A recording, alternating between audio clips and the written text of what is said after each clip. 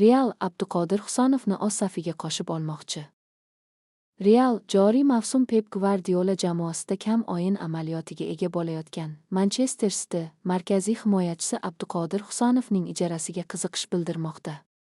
Madrid klubi katta mablag'larsiz himoyani kuchaytirish uchun qisqa muddatli yechim izlamoqda.